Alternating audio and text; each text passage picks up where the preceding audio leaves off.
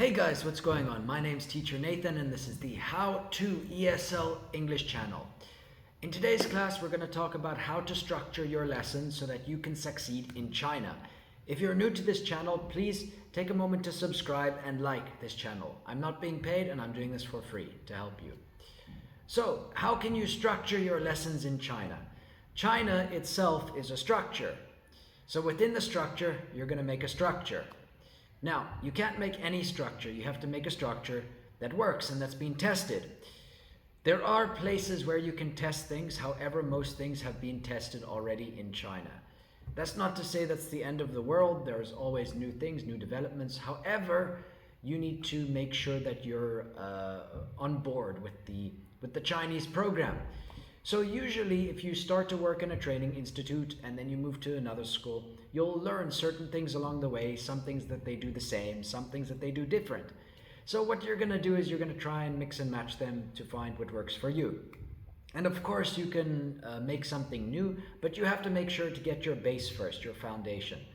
So for me, it involved going through a lot of different schools and seeing what works and what doesn't. I watched YouTube to see other teachers to find out what they do, and I found something that worked for me. But through my own making, you must make sure to make it yourself. Don't use someone else's work if you can help it in the beginning. You'll get stuck and you won't be able to troubleshoot and you won't know the input and output of certain things. So you have to make your own lesson. You have to do things yourself. There are people that use pre-made lessons, and I think that's great, but I don't do it myself, and I'm one of the most liked teachers in the school, if not the most liked teacher. So yeah, I do things myself, and I've learned what works and what doesn't. However, you're going to have to do it yourself and learn what works for you. For ESL, the lesson starts off with a song generally, and after that, it goes into a warm-up introduction. It could be the previous week's words. For me, I like to jump into games. I have the song and then I have the games. And then after the games are even more games. So the focus for me of ESL is games. And you have to make sure the focus works for you. Generally speaking, I tune the focus to what they like, the students, and then the teachers and the parents see that it's working and that they like it. Very rarely do the Chinese teachers come to your lesson and the parents of what a lesson should be. They kind of sit back and let you impress. So it may be high stress. Yes, it is high stress in the beginning. If you don't know what to do, I recommend that you have some experience and you go through some failure and you learn what works and what doesn't. And after that, you can do what works for you. You can see what succeeds. So yeah, song involving the whole class, games involving the whole class, and then another game for a PPT to focus or orient them to sit down and look at the lesson. After that, you can go into the PPT itself, whether it be the words or the lesson structure, whatever you're teaching. But they need that initial motivation to get started.